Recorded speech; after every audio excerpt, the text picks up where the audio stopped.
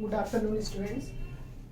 BSc part 1 में अपन ने first unit complete कर ली थी, लेकिन उसमें कुछ पार्ट है जो अभी बाकी रह गया है, उसको आज तुम समझ लो। हम बात करेंगे रिएक्शंस की एनर्जी की। रिएक्शंस कंट्रोल किससे होती है? रिएक्शंस कंट्रोल होती है टू प्रोसीजर से। थर्मोडायनामिक कंट्रोल, एक तो होती है थर्मोडायनामिक कंट्रोल और दूसरा होता है काइनेटिक कंट्रोल। कोई भी रिएक्शन जो चल रही है वो दो प्रकार से कंट्रोल होती है, थर्मोडायनामिक और काइनेटिक। थर्मोडायनामिक में अगर बात करें तो हम बात करते हैं हीट की, एनर्जी की, और इसमें बात करते हैं रेट ऑफ रिएक्शन की, कंसंट्रेशन की इत्यादि। अब हम बात करेंगे थर्मोडायनामिक कंट्रोल की। तो थर्मोडायनामिक कंट्रोल में हमने बात करनी है ऊष्माक्षेपी अभिक्रियाओं और ऊष्माशोषी अभिक्रियाओं की। दो प्रकार की अभिक्रियाएं हम पढ़ते हैं एक्सोथर्मिक रिएक्शन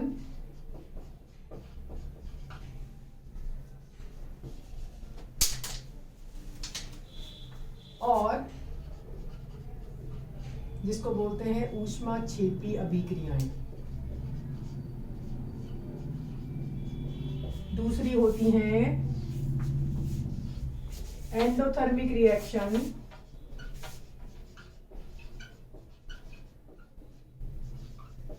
जिनको हम बोलते हैं ऊष्माशोषी अभिक्रियाएं।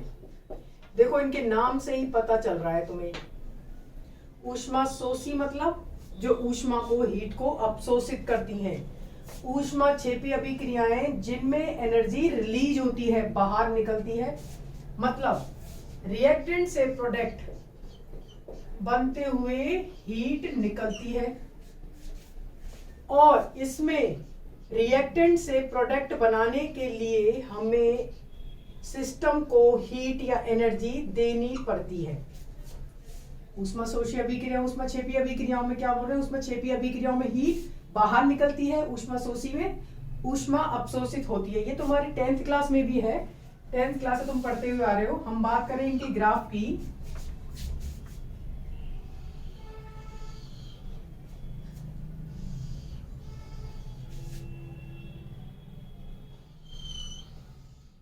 तो देखो यहां पे हमको लेना है एनर्जी और ये है प्रोग्रेस ऑफ रिएक्शन। ये है प्रोग्रेस ऑफ रिएक्शन मतलब अभिक्रिया की गति।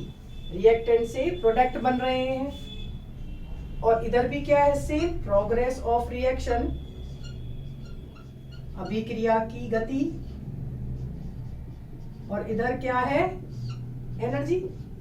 ठीक है, अब हमें पता है कोई भी ये रिएक्टेंट है, रिएक्टेंट किसमें बदल गया? उत्पाद में। ये भी क्या? रिएक्टेंट है और रिएक्टेंट से उत्पाद में बदल गया।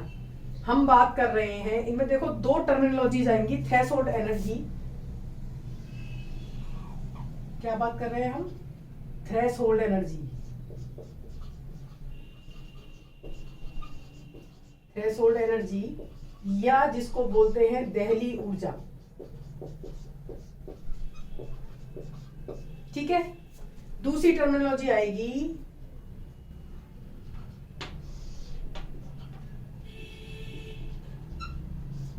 Activation energy. दोनों में होती है, मैं तुम्हें अलग अलग ग्राफ में बता रही हूं। एक्टिवेशन एनर्जी जिसको हम बोलते हैं सक्रियण ऊर्जा। तो सबसे पहले हम ऊष्माक्षेपी के ग्राफ को समझेंगे।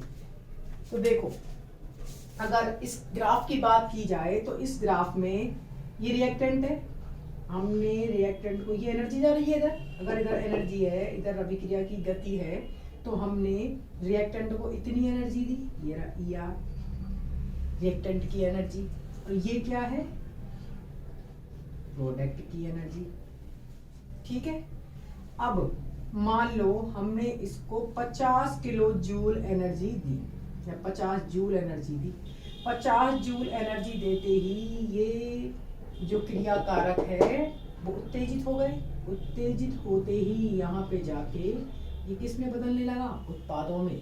आगे बात समझ में, 50 जूल एनर्जी देती है, लेकिन ये जो एनर्जी है ज्यादा है। मान लो इसने 60 जूल एनर्जी रिलीज की, तो 50 तो इसकी 50 कंपेंसेट, मतलब इसने 10 ज्यादा जनरेट की है, इसीलिए ये 10 ज्यादा जो है ये रही हीट, 50 प्लस 10। इसका मतलब इस रिएक्शन में हीट बाहर निकलेगी, ये 50 तो वापस से इस अभिक्रिया में काम आ जाएगी इसमें, परंतु 60 में से 10 क्या होगी, सिस्टम में बची रहेगी, बाहर रिलीज हो जाएगी। इसलिए इन अभिक्रियाओं को क्या बोलते हैं, ऊष्माक्षेपी अभिक्रियाएं। अब बात करें थ्रेशोल्ड एनर्जी, दहलीय ऊर्जा की, तो वह ऊर्जा जो क्रिया कारकों को उत्पाद में बदलने के लिए जरूरत होती है। हमने किसी मिनिमम ऊर्जा की बात नहीं की है। अगर बात करें एक्टिवेशन एनर्जी की या फिर सक्रियण ऊर्जा की, तो देखो सक्रिय ऊर्जा ये ऊर्जा है, ये इसको तुम यहां से ऐसे भी समझ सकते हो, ये दूसरे कलर का पेन नहीं है ये, ठीक है। अब बात करें एक्टिवेशन एनर्जी की, सक्रियण ऊर्जा की, तो सक्रियण ऊर्जा वो ऊर्जा है जो क्रियाकार, वो मिनिमम ऊर्जा, देखो इसको अंडरलाइन कर लेना, वो मिनिमम ऊर्जा है जो किसी क्रियाकारक को उत्पाद में बदलने के लिए जरूरी होती है, उसे हम क्या बोलते हैं, सक्रियण ऊर्जा। और ये पूरी एनर्जी जो है सिस्टम में वो क्या कहलाती है, दहलीय ऊर्जा, थ्रेशोल्ड एनर्जी। हमने बात करी है ऊष्माक्षेपी अभिक्रियाओं की, तो ऊष्माक्षेपी अभिक्रियाओं के लिए हम जानते हैं डेल्टा एच नेगेटिव होता है, मतलब एंथैल्पी में परिवर्तन, डेल का मतलब परिवर्तन, एंथैल्पी में परिवर्तन क्या होता है, नेगेटिव होता है। क्यों होता है इसमें, देखो अगर बात करें यह है रिएक्टेंट से प्रोडक्ट का बनना, तो रिएक्टेंट से क्या बन रहे हैं, प्रोडक्ट, ये है रिएक्टेंट की एनर्जी और ये है प्रोडक्ट की एनर्जी। और एंथैल्पी में परिवर्तन के लिए डेल्टा एच हम जानते हैं H P minus H R, ये होता है, मतलब प्रोडक्ट की एंथैल्पी माइनस रिएक्टेंट की एंथैल्पी। अब हम जानते हैं इसमें डेल, ये रहा पी, देखो ये रहा एनर्जी, प्रोडक्ट की एनर्जी क्या है, कम है, और ये क्या है, ज्यादा है।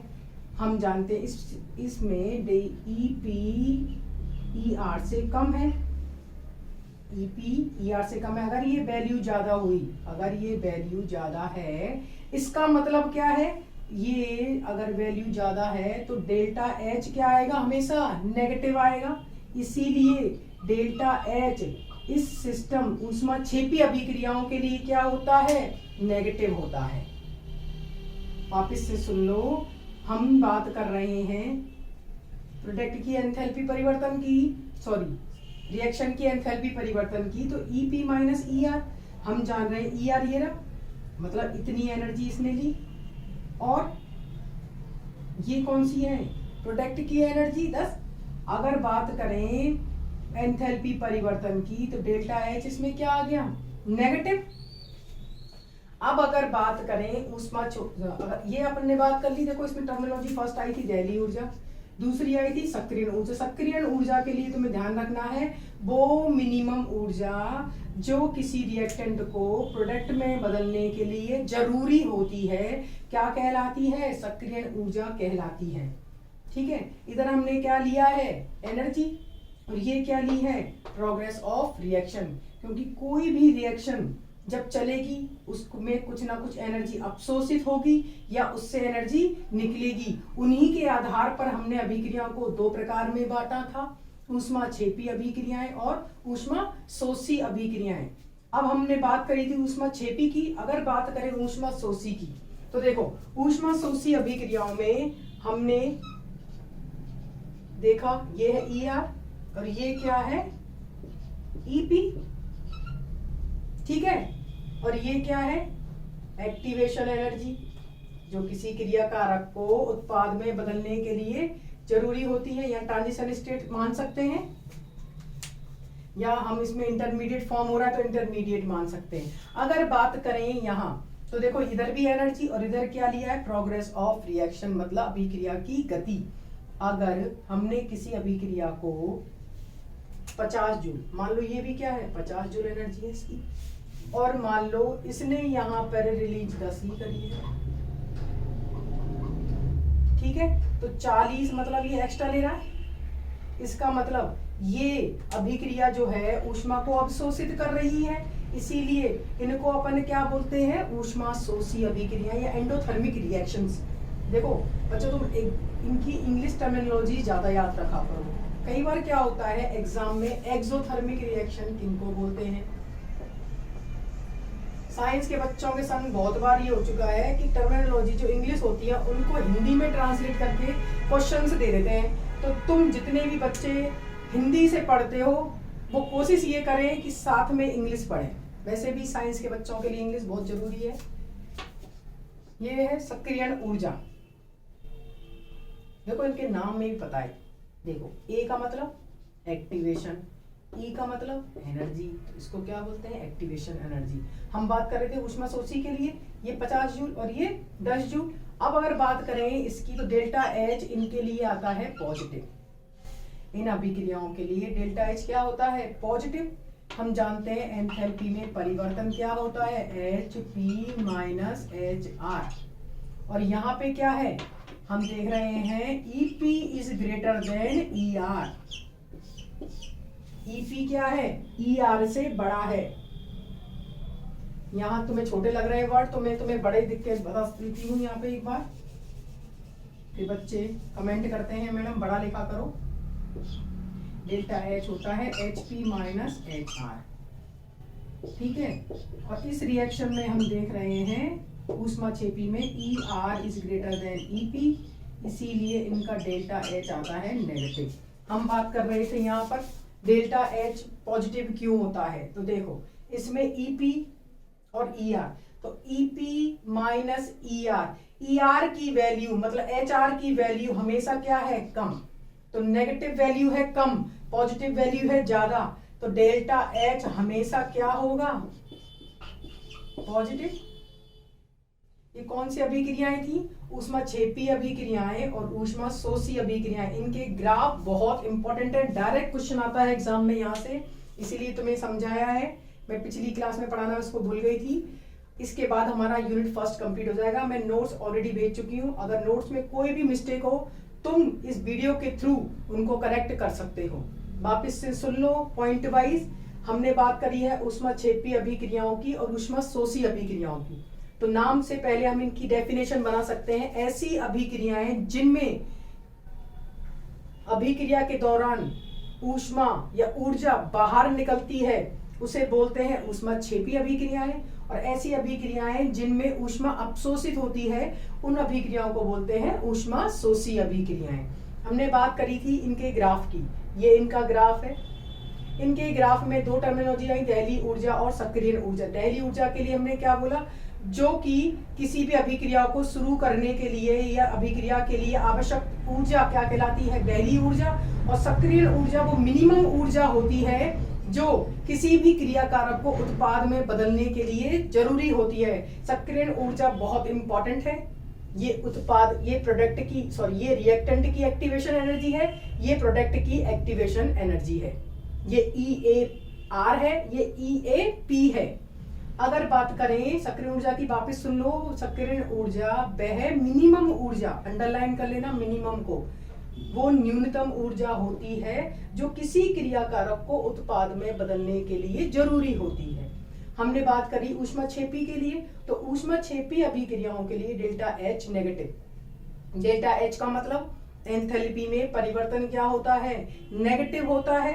एंथैल्पी में परिवर्तन का फॉर्मूला क्या होता है, एंथैल्पी में परिवर्तन होता है प्रोडक्ट की एंथैल्पी माइनस रिएक्टेंट की एंथैल्पी, उत्पादों की एंथैल्पी माइनस क्रियाकारकों की एंथैल्पी में।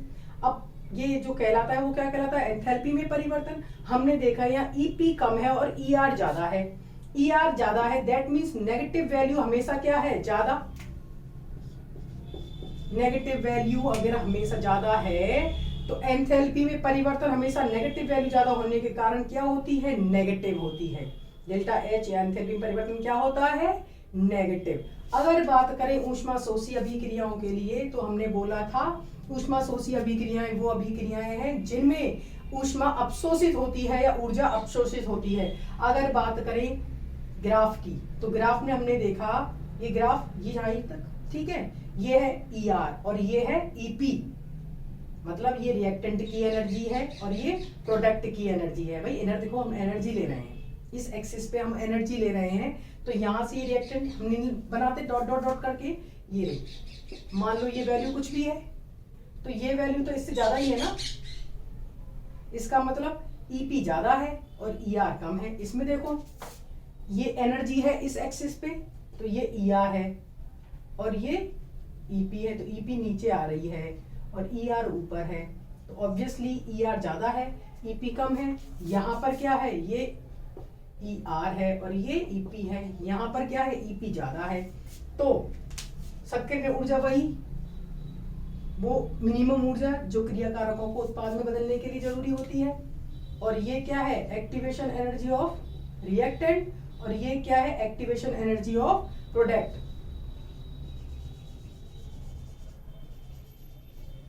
अगर बात करें एंथैल्पी परिवर्तन की, तो हम जानते हैं ऊष्मा शोषी अभिक्रियाओं के लिए डेल्टा H की वैल्यू या एंथैल्पी में परिवर्तन या चेंजेस इन एंथैल्पी क्या होता है, पॉजिटिव।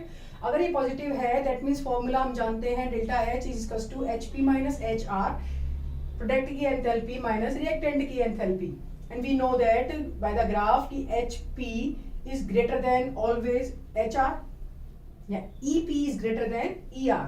देन जो नेगेटिव वैल्यू, जो नेगेटिव के साथ वैल्यू है वो क्या है, कम आ रही है, कम आ रही है, और ये ज्यादा है, तो नेगेटिव तो कभी होगा ही नहीं, वैल्यू हमेशा क्या आएगी, पॉजिटिव। तो डेल्टा H ऊष्मा शोषी अभिक्रियाओं के लिए क्या होता है, पॉजिटिव। अब तुमको बुक्स के पीछे जितने भी क्वेश्चंस हैं यूनिट फर्स्ट में, उन सबको कंप्लीट करना है।